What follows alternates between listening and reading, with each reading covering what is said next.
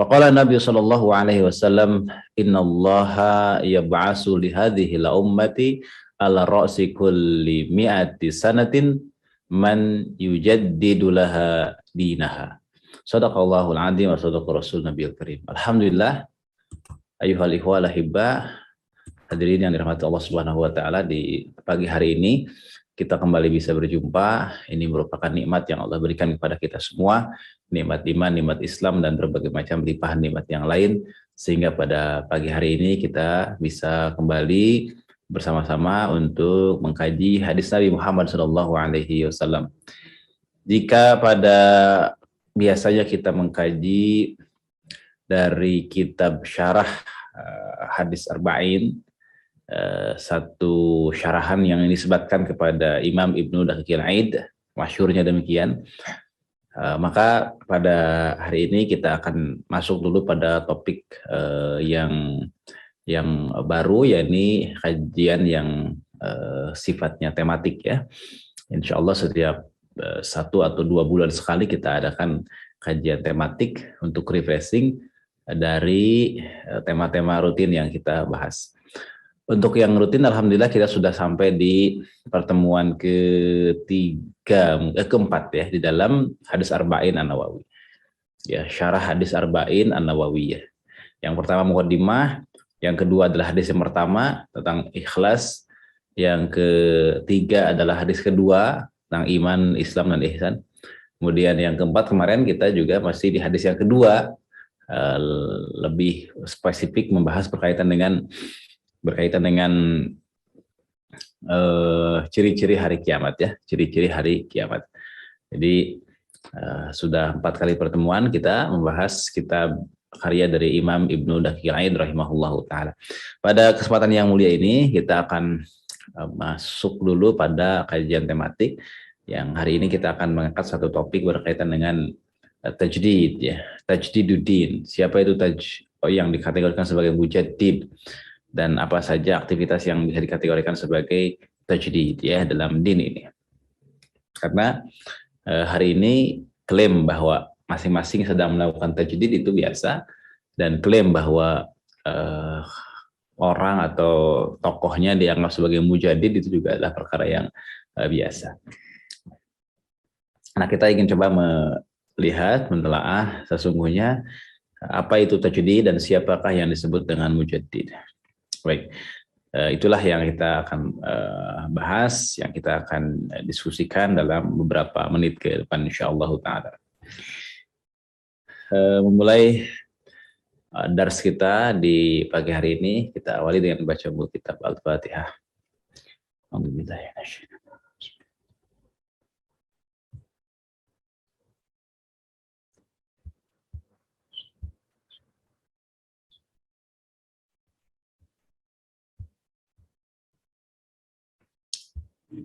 Amin ya Allah ya Rabbal Alamin. Baik, sahabat-sahabat semua, kita akan mengkaji hadis berkaitan dengan tajdid. Apa latar belakangnya? Latar belakangnya adalah karena hari ini seruan untuk melakukan modernisasi dalam banyak hal itu diserukan di mana-mana, terutama di level internasional. Kemarin misalnya di Kairo berlangsung muktamar internasional, muktamar dauliyah yang diselenggarakan oleh Wizarul Auqaf, Kementerian Wakaf resmi dari Mesir, mengundang dari berbagai macam perwakilan negara di dunia ini, membahas berkaitan dengan tajdid dalam khitabuddin ya, tajdid dalam khitab atau seruan agama. Termasuk juga mengoreksi beberapa mustalahat yang sudah diakui sejak lama, seperti misalnya istilah kafir harbi, kafir zimmi, darul harb, darul Islam, darul termasuk kafir kafir muahad dan lain sebagainya. Nah, diganti dengan istilah-istilah yang lebih sesuai dengan konteks kewarganegaraan, yang kemudian disebut sebagai apa namanya, fikih muatonah ya, fikih muatonah. Bukan berkaitan dengan ikatan misalnya akidah tertentu, kemudian membedakan misalnya antara Darul Harb dengan Darul Islam. Itu dihilangkan, ganti mustalah tersebut dengan mustalahat yang apa namanya, yang dikehendaki oleh internasional ya, oleh Barat khususnya. Nah, termasuk juga di Indonesia modernisasi itu, gerakan untuk melakukan modernisasi agama itu adalah perkara yang kian hari kian menguat ya. Meski untuk di Indonesia kita kenal dengan sebutan yang lebih halus, yang lebih soft, ya ini moderasi ya. Jadi bukan modernisasi karena dianggap penentangannya akan lebih besar, maka disusun ya dalam istilah yang berbeda, ya ini moderasi beragama. Moderasi beragama. Dan ini yang terus dilakukan dengan sangat gencar. Ya, bagaimana memoderasi agama itu. Nah, itulah yang kemudian terjadi atau yang dilakukan pada pada kajian ya, pada topik-topik yang sedang dibahas saat ini. Dan menjadi sangat penting untuk kita memberikan ulasan sedikit mungkin berkaitan dengan tajdiduddin, yakni pembaharuan dalam masalah agama. Nah, siapa itu yang disebut dengan mujaddid, itu kan juga persoalan ya. Artinya masing-masing bisa mengklaim bahwa berdasarkan ciri-ciri ini dan ini maka disebut sebagai mujaddid ya. Baik, nanti kita akan coba lihat apa kaitannya antara modernisme dengan atau modernisme dengan moderasi ya, itulah ya, kita coba bedakan ya. Baik, wabillahi alaiba, pada kesempatan yang mulia ini kita akan masuk dalam pembahasan tajdid ya, tajdid dalam masalah agama atau tajdiduddin. Nah, seperti apa konsepnya? Coba kita perhatikan, dan ini sekilas saja. Saya tidak akan menjelaskan detail setiap slide-nya, tapi paling tidak memberikan satu gambaran berkaitan dengan konsep tajdid ya.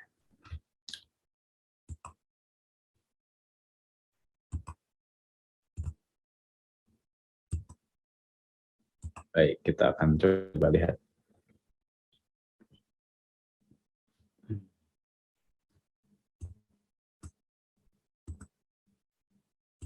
Sudah tampil ya?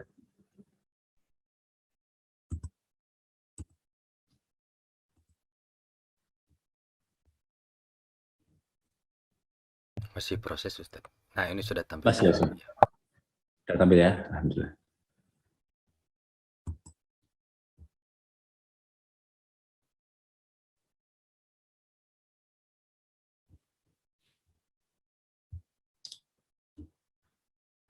Baik.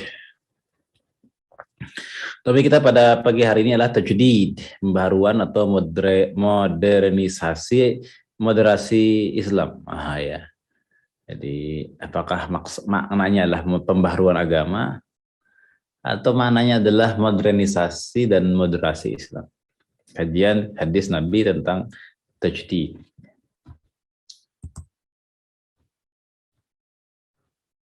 Baik, kita lihat selanjutnya. Nah, untuk pendahuluan ya,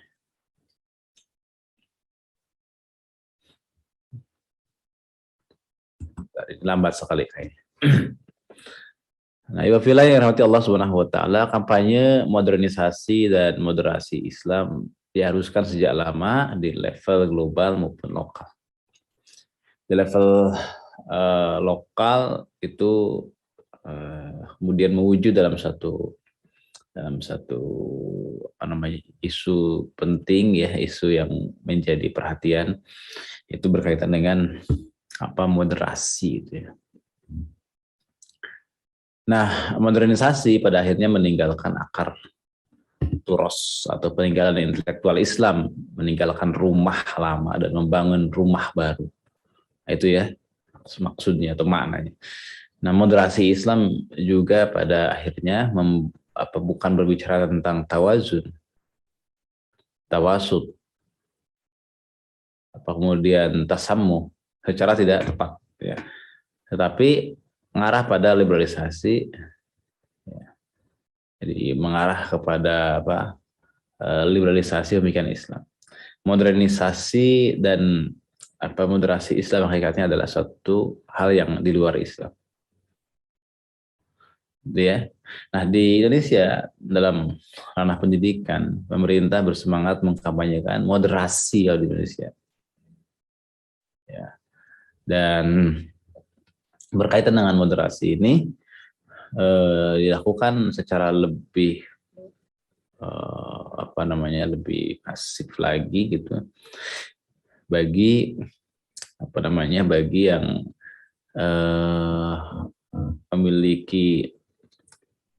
memiliki perhatian dalam isu-isu seperti hanya moderasi Islam, ya. Dan banyak konten-konten radikal yang menurut mereka itu radikal dalam pendidikan Islam, ya, dalam PAI, buku PAI itu dihapus, direvisi dan atau direposisi. Nah, ajaran jihad dianggap menginspirasi terorisme, harus ada tafsir ulang, ya. Ajaran khilafah tidak lagi dalam rumpun fikih tetapi ditempatkan sebagai sejarah masa lalu. Nah, ini persoalan sini. Kemudian lantas bagaimana dengan hadis tentang tajdid, ya, atau pembaharuan dalam Islam dan kaitannya dengan arus modernisasi dan moderasi Islam. Kalau di Indonesia mungkin yang paling gencar adalah yang kedua itu, ya, moderasi Islam. Baik. Hadis tentang mujaddid setiap 100 tahun. Kita perhatikan ini hadisnya. Ini hadisnya. An Abi Hurairah radhiyallahu an fima a'lamu an Rasulullah sallallahu alaihi wasallam innallaha yab'asu li hadhihi al-ummati ala ra'si kulli ma'ati sanatin may yujaddidu laha dinaha. Jadi ini dari hadis Abu Hurairah radhiyallahu an dari Rasulullah sallallahu alaihi wasallam, sesungguhnya Allah mengutus untuk umat ini pada setiap akhir 100 tahun. Ya, jadi sungguh Allah mengutus untuk umat ini pada setiap akhir 100 tahun. Orang yang Orang yang memperbaharui urusan agama, ya. Baik. Nah, ini teks hadis yang kita maksud, ya, sebagai landasan tajdid. Posisi dalam kitab induk hadis ada dalam beberapa kedudukan, dalam beberapa tempat. Pertama adalah Imam Baihaqi, kemudian Abu Daud, kemudian riwayat Tabarani, di riwayat Mu'jam Awsat, kemudian diriwayatkan oleh Imam Al-Hakim, kemudian tarjamah dan seterusnya lah. Jadi intinya berbicara berkaitan dengan kitab induk hadis, maka hadirin yang dirahmati Allah Subhanahu wa taala, tadi dikatakan bahwa hadis ini makbul dengan kriteria sahih, ya, hadisnya sahih, ya. Jadi karena memenuhi persyaratan hadis sahih. Nah, kita bisa melihat dalam penjelasan misalnya para ulama bagaimana yang diikuti terkait dengan makna atau kriteria sahih, ya, karena prihatin persyaratan, ya, karena memenuhi persyaratan hadis sahih, ya, makanya Imam Hakim menilai sanad hadis ini adalah sahih, ya. Jadi qala Zainuddin Al-Iraqi sanaduhu sahih, berkata Imam Al-Iraqi bahwa hadis ini adalah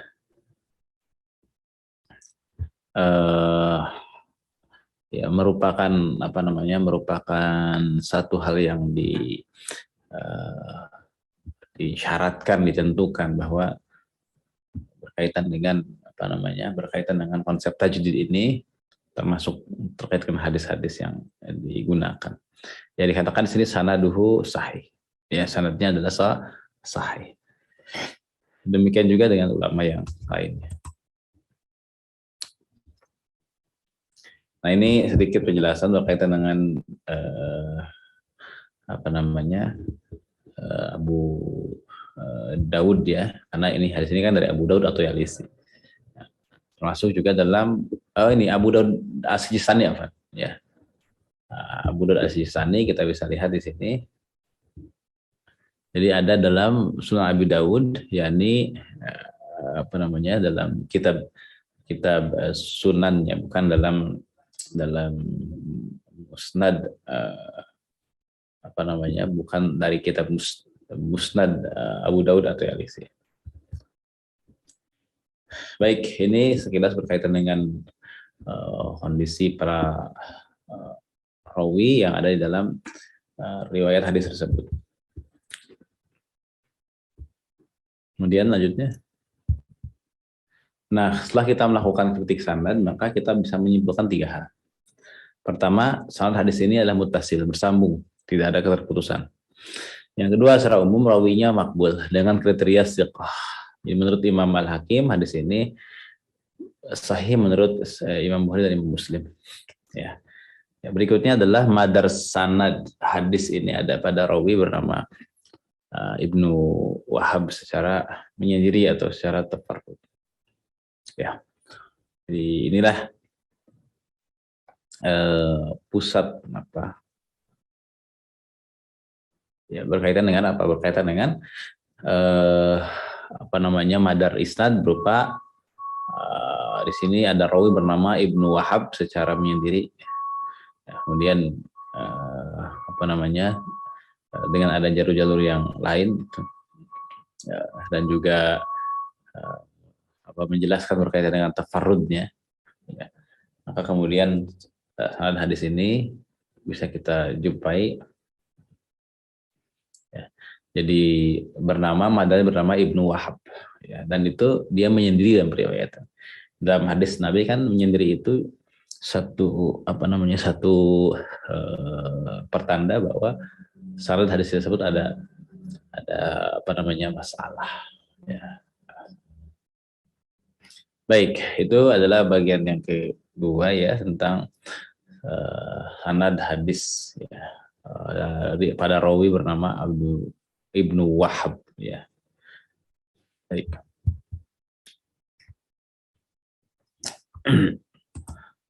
Kemudian, kalau kita lihat sanadnya seperti ini. Ya, hadirin bisa lihat bahwa hadis ini dari mulai Abu Hurairah sampai dengan Ibnu Wahab itu menyendiri, ya, menyendiri. Dan tafawud di sini juga menyendiri dari 4 jalur yang ada di bawahnya. Ya, demikian ya. Jadi sebagaimana yang kami yang kita sudah sampaikan bahwa satu hal yang penting untuk kita telusur adalah tentang tersambung tidaknya. Yang kedua, jika sudah dipahami ya, terkait dengan maksud dan tujuan dari hadis ini, maka kita akan menjumpai bahwa hadis ini adalah hadis yang sama sekali sungguhnya adalah hadis yang sangat netral ya berkaitan dengan konsep tajdid. Namun belakangan berkaitan dengan tajdid itu mengalami satu perkembangan istilah yang cukup luar biasa ya, berkembang ya. Nah, termasuk istilah tajdid ya, tajdid. Ya. Jadi tajdid ini adalah kalau kita telisik ya, memang masyhur ya kesini-kesininya. Ya, masyhur dari kesini-kesini. Dari mulai Ibnu Wahab dan seterusnya. Tapi ketersendiriannya Ibnu Wahab itu enggak bisa inilah ya. Banyak pilihan gitu, banyak sekali pilihan. Baik, itu dapat dipahami insyaallah ya. Terkait dengan kondisi sanadnya secara umum ya demikian lah. Yang sanadnya itu mutasil, kemudian secara umum juga makbul karena memenuhi kriteria sebagai hadis yang thiqah, dan yang disebut dengan hadis yang thiqah itu adalah apa namanya itu kualitas rawinya juga ya. Maka secara umum kualitas rawinya itu makbul dengan kriteria thiqah. Nah, menurut Imam Hakim hadis ini adalah hadis sesuai dengan syarat Bukhari Muslim ya. Madar hadis ini pada rawi bernama Ibnu Wahab secara mandiri atau langsung. Gitu ya. Ini poin yang penting untuk dipahami oleh para pengkaji ilmu syariah. Baik, itu ya kritik sanad atau naqdus sanad. Nah, hadirin yang dirahmati Allah Subhanahu wa taala, berkaitan dengan topik ini yang kita sedang bahas. Jadi kita akan coba mengkaji ya berkaitan dengan apa yang menjadi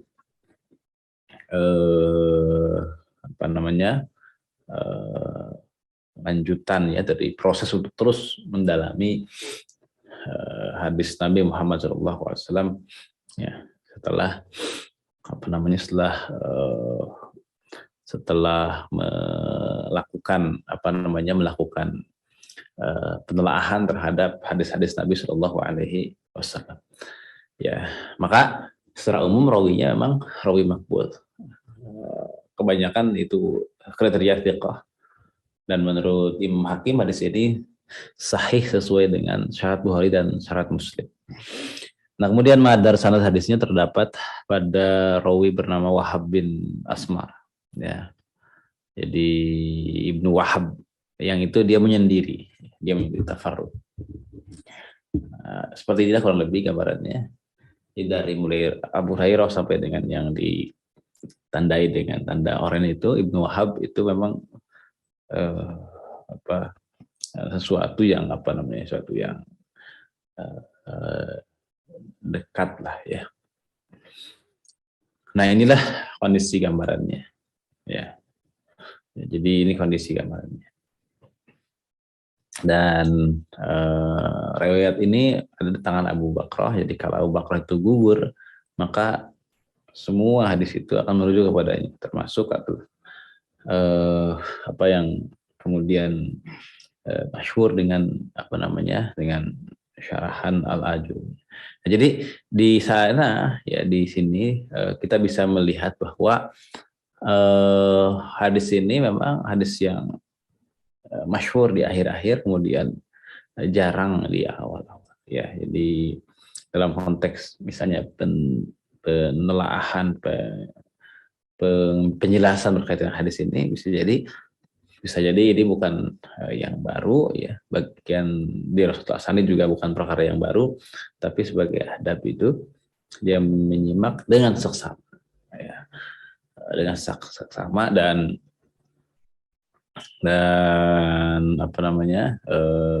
pembahasan berkaitan dengan aspek ini adalah sesuatu yang sangat penting ya. Jadi sesuatu yang sangat penting. Kalau tidak, maka itu sesuatu yang tentu mukhalafah atau menyelisihi apa yang seharusnya. Nah, hadirin yang Allah Subhanahu wa taala, selain kritik sanad atau naqdus sanad, juga ada yang disebutkan kritik matan atau naqdul matan, atau disebut juga adalah studi kritis terhadap hadis Nabi Muhammad SAW.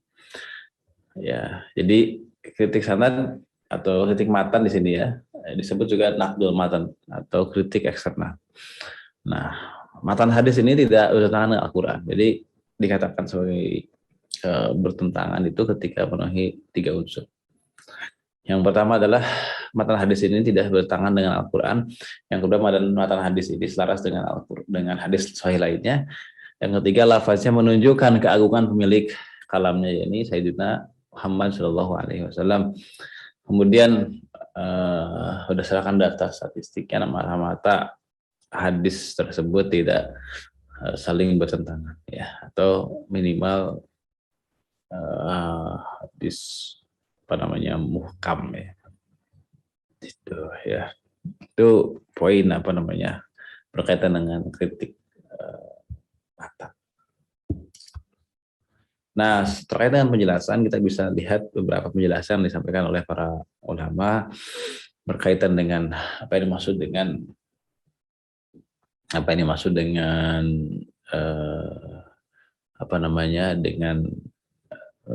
tajdid misalnya dan lain sebagainya. Nah, kita akan melihat dia seperti apa pandangan para ulama berkaitan dengan konsep ini. Ya, oleh konsep tajdid ini seperti apa. Nah, hadirin yang dirahmati Allah Subhanahu wa taala, berkaitan dengan ya topik ini ada beberapa pilihan sebenarnya kan ya. Kita akan coba gunakan ya untuk memahami apa sebenarnya yang ada dalam kitab Sunan Baihaqi itu. Nah, bahwa Al-Qur'an adalah kalamullah adalah sudah jelas, ya. Al-Qur'an adalah kalamullah yang diturunkan oleh Allah Subhanahu wa taala kepada Rasulnya, yakni kepada Rasulullah, dan itu dilakukan atau diturunkan secara bertahap, ya, dengan tadarruj, ya, tidak sekaligus untuk memberikan satu hal yang hari ini itu banyak disalahpahami, yakni tentang konsep jalan tengah itu. Nah, termasuk bahasan-bahasan yang memang cukup penting, ya, berkaitan dengan kajian yang diisi oleh para. Nah, jadi di sini di beberapa penjelasan atau syarah kita bisa menjumpai betapa para ulama telah memberikan satu penjelasan yang sangat baik berkaitan dengan apa yang dimaksud dengan mujadid itu. Para ulama kemudian juga mencontohkan diantaranya adalah Umar bin Abdul Aziz, ya. Beliau juga termasuk di akhir 100 tahun itu hadirlah beliau. Itu, ya. Jadi itu maksudnya demikian, ya. Jadi maksudnya demikian. Jadi dikatakan di sini para ulama mengatakan yaqulun kana minal mi'atil ula Umar bin Abdul Aziz, ya. Jadi Umar bin Abdul Aziz itu disebut-sebut sebagai yang kedua. Adapun yang ketiga, wabil mi'ati tsaniyah, di ujung abad ke-5, abad kedua itu adalah Muhammad bin Idris Asy-Syafi'i, ya. Muhammad bin Idris Asy-Syafi'i. Ya, jadi demikianlah, ya. Semuanya ada di di bagian-bagian awalnya. Ini penjelasan dalam kitab Fathul Bari yang kemarin juga dikutip sebagiannya, ya, terkait dengan penjelasan siapa itu yang disebut dengan tajdid dengan mujaddidnya. Ya. Kemudian kita simpulkan, Imam Al-Munawi dalam kitab Muqaddimah Fathul Qadir mengatakan dipersilahkan tentang Rasul Mi'ah, ya. Apakah dinilai dari kelahiran Nabi Muhammad atau wafat? Ya, menurut Syekh Atta bin Halil, pendapat yang lebih kuat adalah penerimaan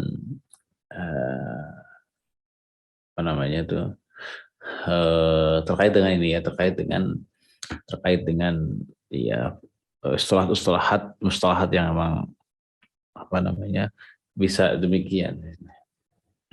Jadi dalam pandangannya Syekh Atta bin Halil itu yang lebih kuat bahwa penilaian tersebut adalah dari hijrah itu adalah peristiwa yang dengannya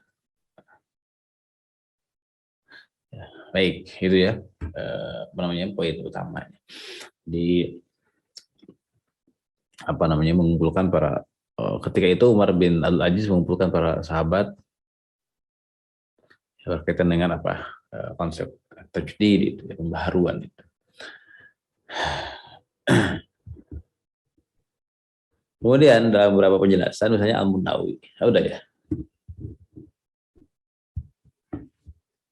Nah ini dia ya, hadirin yang dirahmati Allah Subhanahu Wa Taala, kita akan melihat dari satu kitab kita.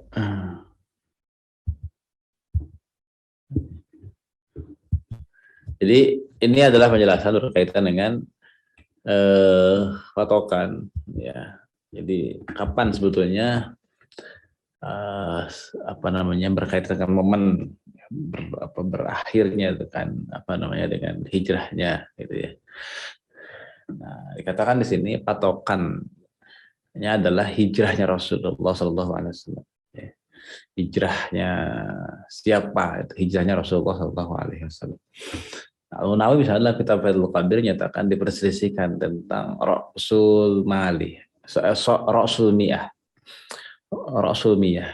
Apakah dinilai dari kelahiran Nabi Muhammad SAW, tahun beliau diutus, kemudian hijrah, dan tahun beliau adalah dikatakan di sini bahwa tahun beliau diutus, kemudian tahun hijrah, dan juga tahun beliau wafat itulah hari Senin gitu ya. Jadi beliau meniatkan salafat.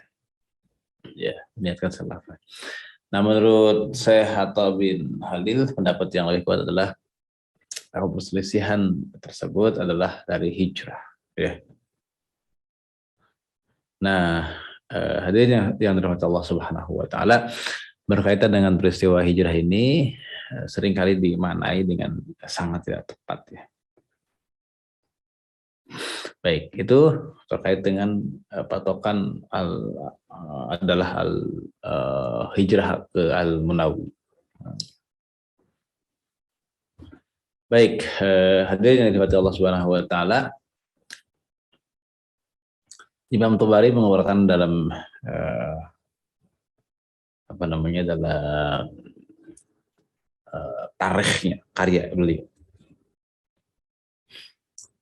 Dia telah menceritakan kepadaku Abdurrahman bin Abdullah bin Al-Harim. Ya. Ia berkata telah menceritakan kepada kami, Aim bin Hamad, dia berkata telah menceritakan kepada kami ada warli dan seterusnya. Ya. Baik, itu kita coba lihat apa maksud dari sini adalah haddasani Abdurrahman, katakan di sini Abdurrahman bin Abdullah ya bin Abadin Hakam.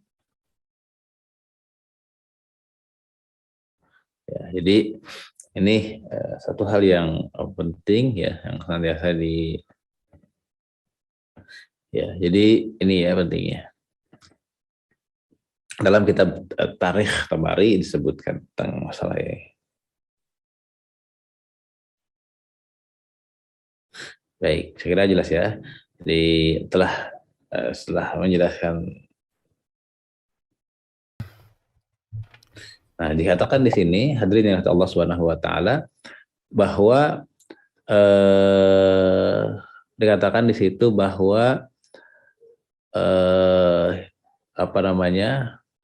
bahwa dari Utsman bin Ubaidullah bin Abi Rafi yang berkata, aku mendengar Sa'id bin Al-Musayyib berkata, Umar bin Khattab mengumpulkan orang yang menanyai mereka. Umar berkata bahwa dari hari yang kita tulis, maka Ali berkata dari hari Rasulullah SAW hijrah dan beliau meninggalkan bumi kesyirikan.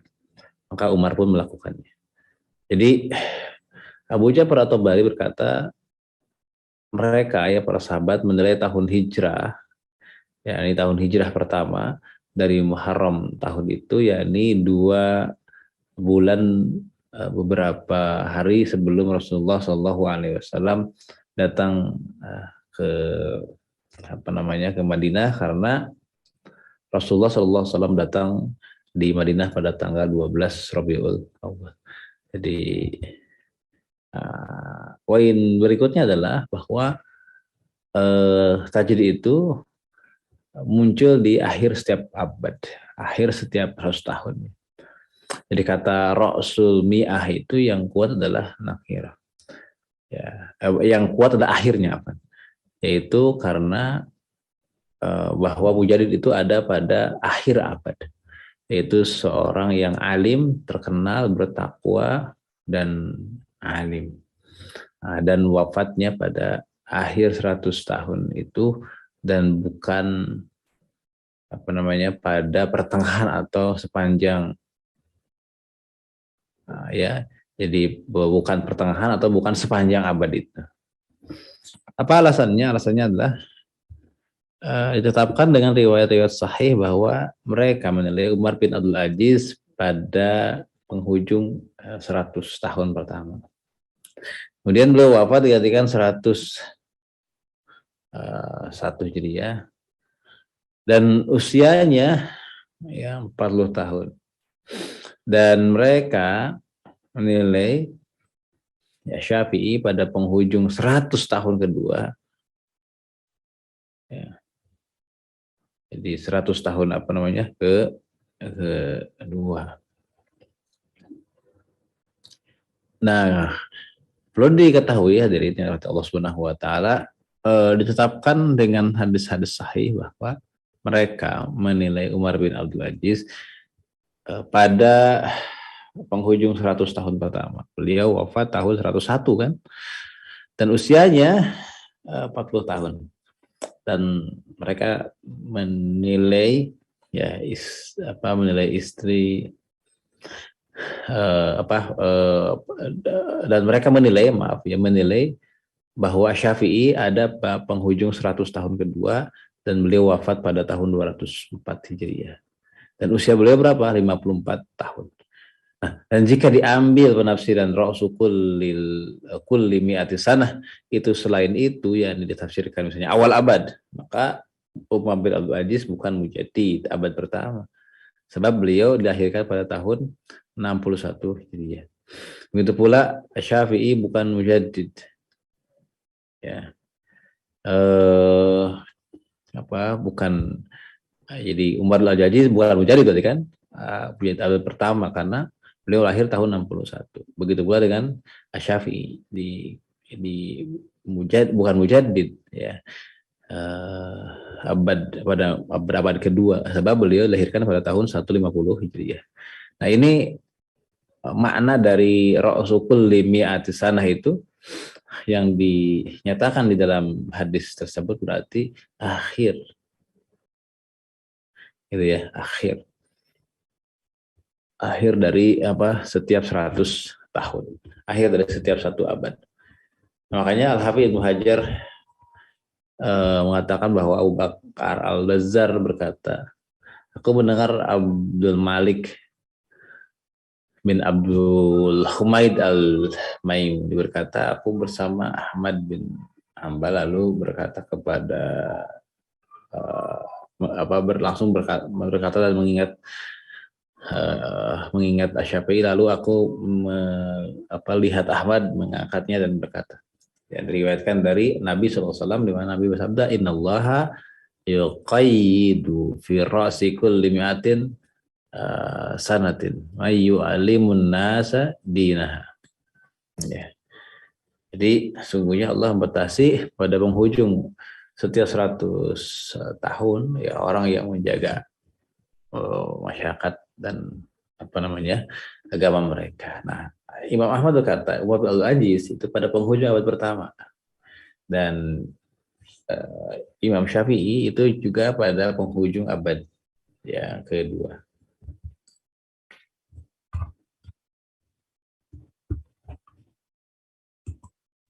Baik, kita lihat. Ini loading. Nah ini ya. Baik, selanjutnya adalah ini.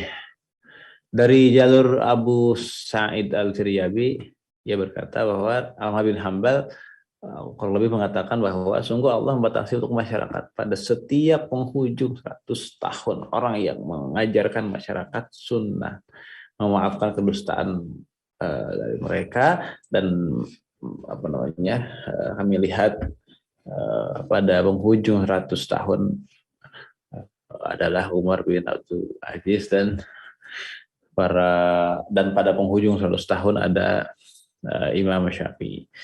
Nah, Ibnu Ali berkata, aku mendengar Muhammad bin Ali bin Husain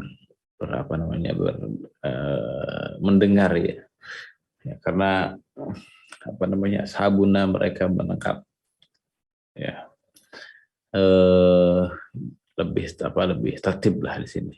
Dan Ibnu Ali berkata, aku berharap Muhammad bin Ali bin Al Husain berkata, aku mendengar sahabuna mereka mengatakan pada 100 tahun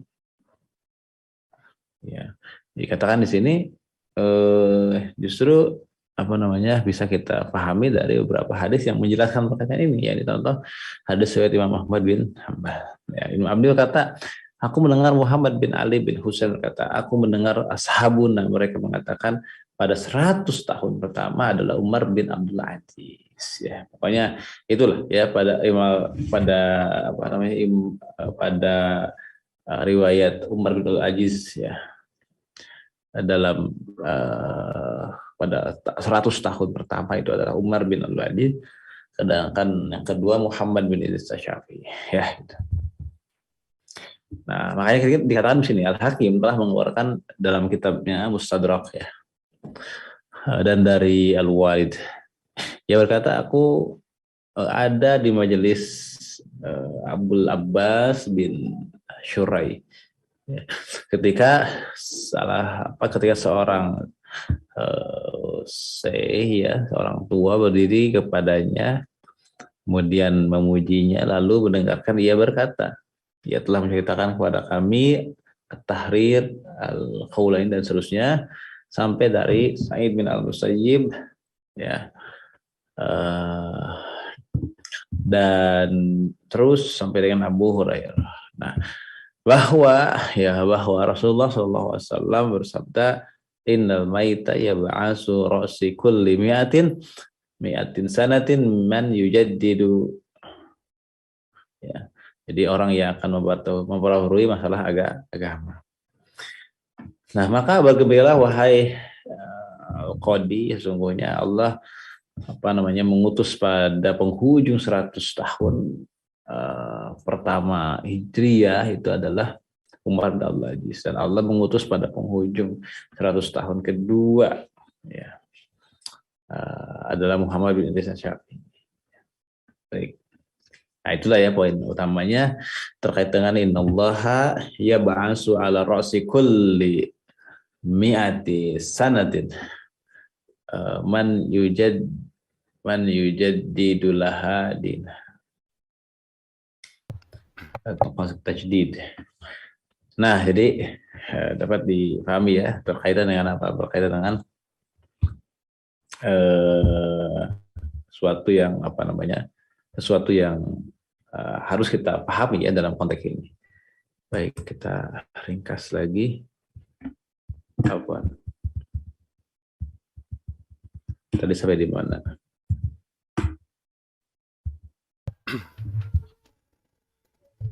Sebentar, ini loncat. Ini sudah ya, ini sudah. Ini loadingnya agak lama. Sebentar. Nah, nggak mau gerak. Sebentar.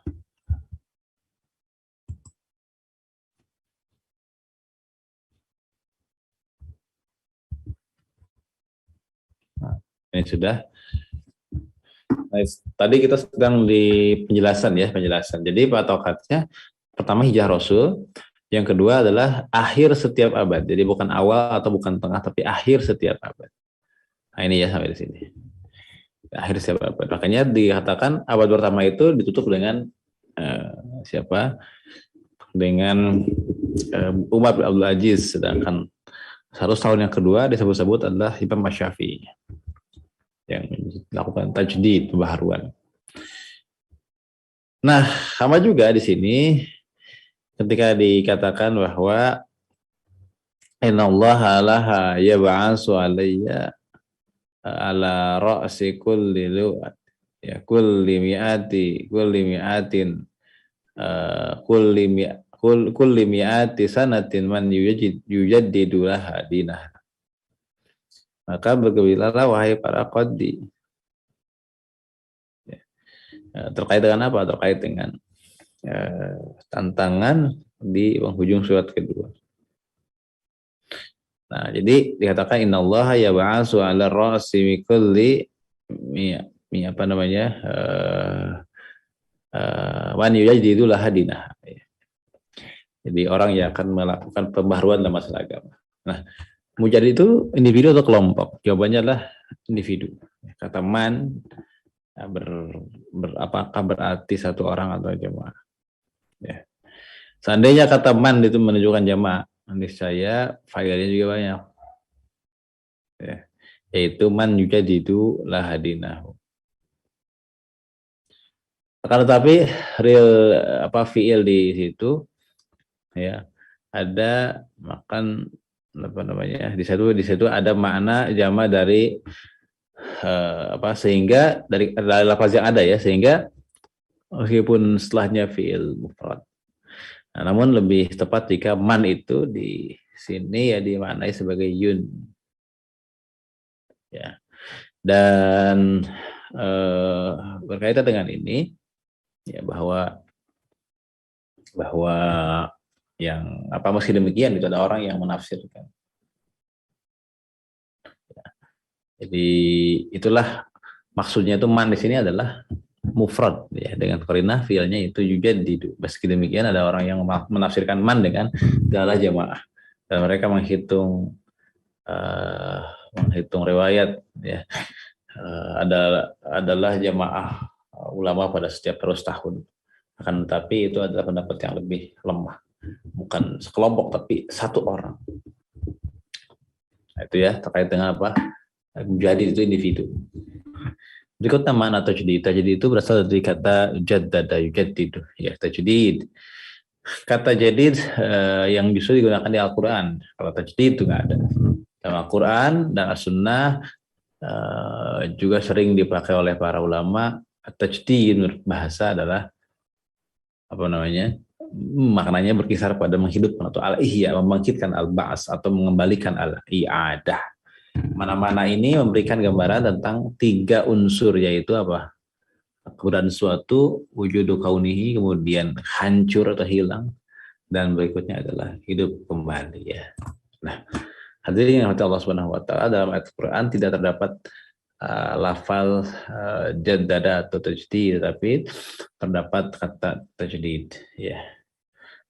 Pemakaian kata ini dalam Al-Quran akan berguna untuk memperjelas makna kata tajdid.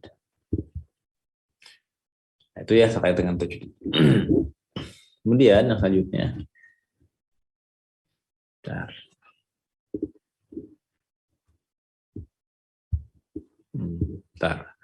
ini tidak bisa gerak. Itu konsep tajdid ya, itu konsep tajdid. Allah. Sepertinya loading ya Ustaz. Loading. Bentar. Kita coba ganti bentuk filenya. Nah, hadirin yang dirahmati Allah Subhanahu wa taala, jadi kita membahas tentang konsep tajdid ini adalah dalam rangka mendudukan anggapan bahwa tajdid itu sama dengan modernisme atau modernisasi. Kemudian tajdid itu dianggap sebagai pembaharuan agama, itu berarti membuat syariat yang baru ya, membuat agama yang baru. Bebas saja membuat syariat yang baru, membuat agama yang baru gitu. tanpa ada ketentuan. Ya. Baik, ini mudah-mudahan sekarang bagus. Nah, tadi lewat lewat PowerPoint, sekarang kita buka dengan menggunakan PDF. Biasanya lebih bagus ya.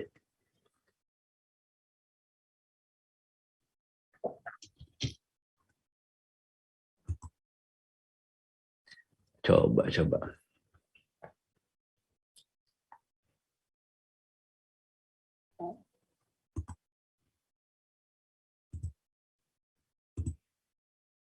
Nah, ini. Sekarang insya Allah lebih baik. Ini pakai PDF. Format PDF maksudnya. Kita perhatikan hadirin yang dirahmati Allah Subhanahu wa taala. Topik bahasan kita tadi sampai di ini akhir setiap abad ya, bukan awal berarti kan. Kalau jadi patokannya dari hijrah Rasulullah, ngitungnya itu dari hijrah Rasulullah. Ya, hitung satu abad itu dari mana? Dari hijrah Rasulullah. Ya, udah jelas ya dari situ ya. Kemudian apa lagi?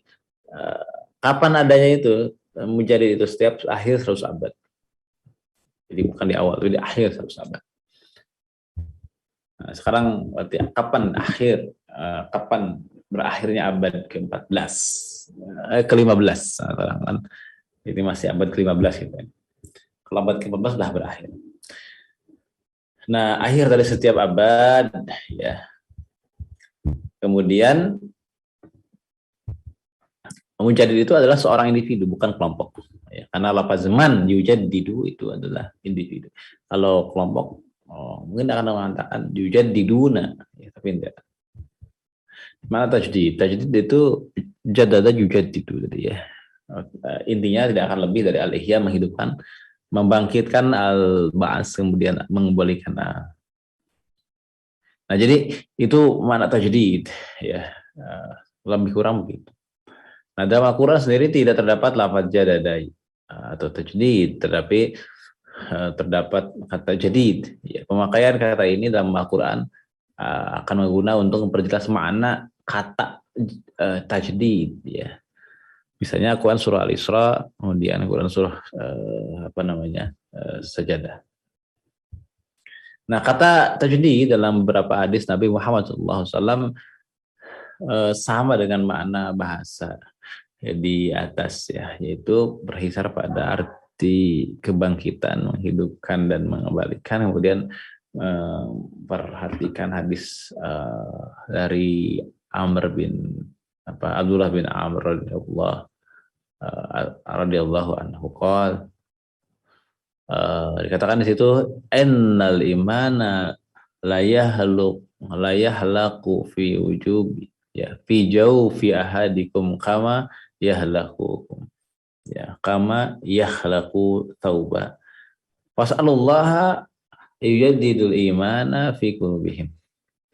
Jadi sungguhnya iman yang ada dalam qalbu setiap orang, kalian bisa masuk sebagaimana baju bisa masuk, maka mohonlah kepada Allah berkaitan dengan tajdid ini ya, kebaikan datang dari Allah Subhanahu wa taala. Ini tajdid di sini. Dalam sebuah hadis disebutkan bahwa ilmu agama tidak akan dibawa ya yang adil pada diri setiap generasi. Mereka akan menghapus tahrif atau perubahan yang dilakukan oleh orang-orang yang melampaui batas, takwil, penyimpangan arti yang dilakukan oleh orang yang bodoh, dan kedustaan yang dilakukan oleh orang-orang yang berbuat palsu. Dalam hal ini katakan bahwa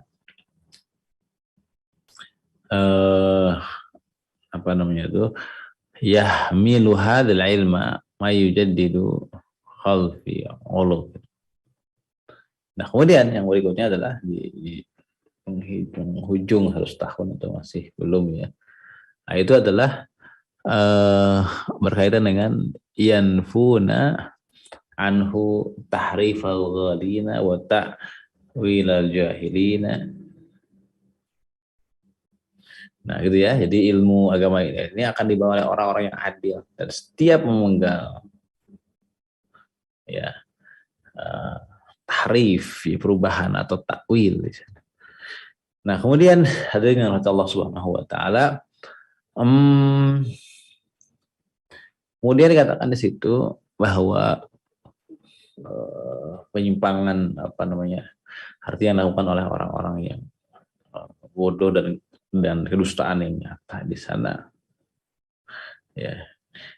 Dikatakan di sini agama adalah yang apa namanya yang akan dibawa oleh seorang yang adil dalam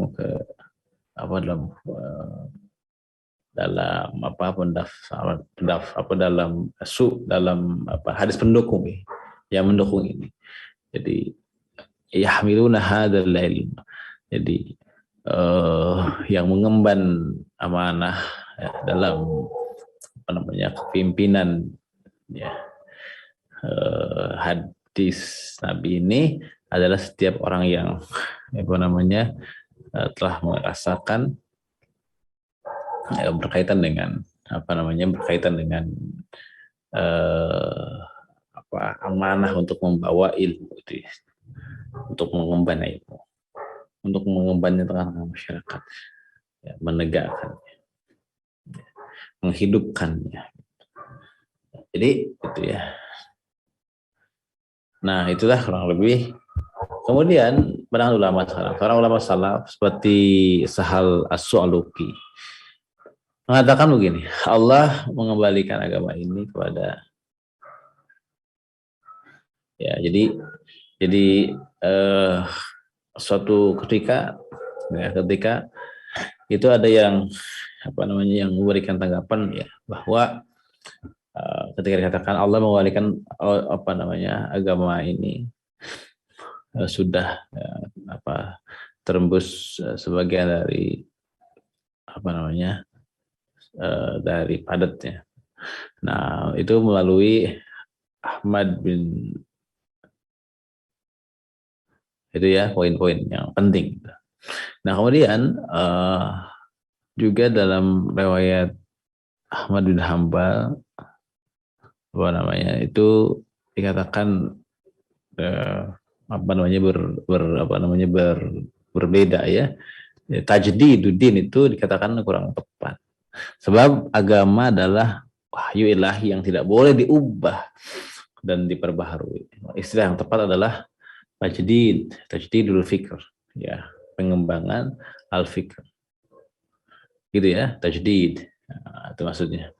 Dianggap kurang tepat kalau tanpa ini. Ya, karena apa? Karena manusia adalah nasihat, kumpulan nasihat. Demikian ya. Menurut Imam Ahmad bin Hambal istilah yang tepat adalah ta'limuddin. Ya, jadi beliau apa namanya mengedepankan berkaitan dengan apa? Berkaitan dengan apa yang dibahas sebelumnya. Ya. Jadi kalau kita lihat terkait dengan akwal para ulama, maka para ulama salaf itu mengatakan Allah mengembalikan apa namanya perkara halal ini kepada ya itu ya poin tajdid ya, makanya para ulama ada yang keberatan tentang memasukkan tajdid ya. Tajdid itu adalah pemikiran, metode pengajaran dan lain sebagainya itu kan bisa difahami dari hadis-hadis tersebut. Nah, kemudian menurut Imam Ahmad bin Hambal dikatakan ta'limuddin diganti sebagai tajdiduddin. Ya. Tajdiduddin. Nah, makanya Imam Ahmad bin Hambal lebih baik kita ini dulu ya. Jadi kita pahami dulu bahwa menurut Imam Ahmad bin Hambal yang tepat itu ta'limuddin sebagai ganti tajdiduddin. Ya, untuk agar tidak terjadi kesalahpahaman. Nah, gitu. Jadi Rasulullah SAW mengutus pada setiap ujung abad. Nah, relasi ijtihad dan tajdid. Jadi terdapat suatu hadis Nabi Muhammad SAW di mana Nabi mengutus salah seorang ke Yaman untuk jadi wali di sana. Kemudian ditanya, dengan apa engkau akan putuskan? Ya, makanya jawabannya adalah kepada dengan kitab Allah dan Sunnah. Ya. Dan begitu seterusnya sampai dengan apa namanya sesuatu yang dapat menyatukan kesatuan kaum apa namanya kaum yang apa yang tidak tahu syukur pada Allah Subhanahu wa taala, ya, kaum yang yang membangkang, kaum yang durhaka. Nah, jadi ijtihad itu merupakan salah satu tajdid. Ya, ijtihad itu adalah upaya untuk melakukan tajdid. Itu semacam pemecahan masalah baru yang muncul pada zaman Nabi Muhammad SAW. Namun masih tetap berpijak pada hukum Islam. Itu ijtihad. Ya. Jadi ijtihad itu berarti adalah salah satu instrumen dalam tajdid. Nah, kesimpulannya apa? Tajdid adalah menghidupkan kembali apa yang telah dilupakan, ditinggalkan dari ajaran-ajaran agama. Guna apa? Untuk mereformasi kehidupan kaum muslimin secara keseluruhan ke arah yang lebih baik. Dan hal ini makna tajdid bukanlah mengubah yang lama dan menghilangkan dari aslinya kemudian diganti dengan yang baru, bukan begitu. Ya, jadi tajdid berupaya merealisasikan mengembalikan umat Islam pada hak, ya, pada ini yang tepat itu di atas Al-Quran, kemudian sunnah Rasulullah SAW, ya, dan juga pemahaman para salafus soleh. Dengan demikian, tajdid dalam Islam bukan seperti membuat Islam yang baru, tetapi mengembalikan Islam pada masa kekhilafahan, seperti masa apa namanya yang terjadi pada masa Al-Khulafa Ar-Rasyidun. Ya. Jadi, nah salah kaprah tentang moderasi Islam ya itu ya. Tajdid itu bukan modernisasi, bukan modernisme atau modernisasi. Jika tajdid menghidupkan kembali ajaran Islam yang telah terhapus dan terlupakan dan dikembalikan pada masa Islam yang awal salaf, sedangkan modernisasi atau modernisme dalam Islam berusaha untuk mewujudkan apa relevansi antara antara ajaran Islam dan demikian abad modern, yaitu apa? Meninjau kembali ajaran-ajaran Islam dan menafsirkan dengan interpretasi baru untuk menjamin untuk menjadikan Islam sebagai agama modern. Itu perkara yang harus ditolak, ya. Bagaimana umat Islam itu juga punya catatan tersendiri terkait dengan tokoh-tokoh gerakan modernisme. Ada Said Ahmad Khan, ada Muhammad Iqbal, ada Qasim bin Amin, ada Ali Abdul Raji, dan lain sebagainya. Jadi dan itu semuanya adalah mendapatkan sanksi, ya. Nah, jadi dikatakan di sini modernisasi yang mereka lakukan telah meninggalkan Islam akhirnya, kan. Nah, di antara produk modernisasi Islam adalah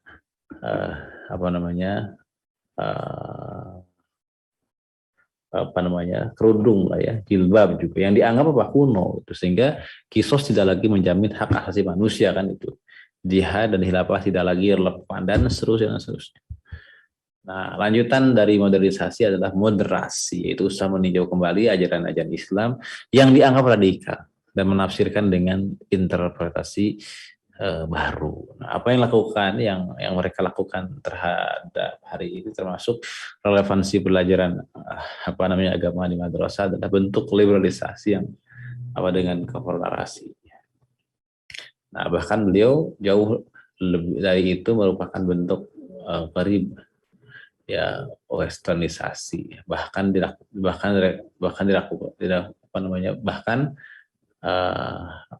agama, ya, bahkan begitu, termasuk revisi pelajaran yang terjadi, kan, hari ini tuh. Nah, jadi luar biasa. Dan padahal prinsip dalam Islam itu sebagai umatan wasata adalah umat yang adil, umat yang menegakkan keadilan, bukan umat yang dianggap sebagai penengah gitu, ya, sebagai umat yang moderat. Nah, justru umat yang terpilih, umat yang menegakkan nilai-nilai Islam itu. Nah, kesimpulannya adalah Islam tidak menafikan adanya inovasi, kreasi, dinamisasi, Kemudian tajdid dalam Islam bukan berarti membuat Islam yang baru, tetapi mengembalikan Islam pada masa Rasulullah SAW. Kemudian tajdid bukan modernisasi Islam, karena faktanya modernisasi Islam yang mereka lakukan telah meninggalkan Islam.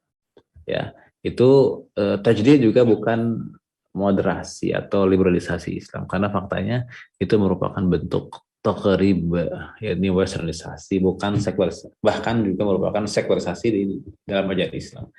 Baik, mungkin itu beberapa poin terkait dengan tajdid, karena opini tajdid ini kembali diangkat ya oleh para tokoh baik di level dunia maupun di level lokal Indonesia. Yang di level di Indonesia lokal itu lebih banyak dalam bahasan moderasi agama konteksnya, bukan sebagai pembahasan modernisme gitu, modernisasi.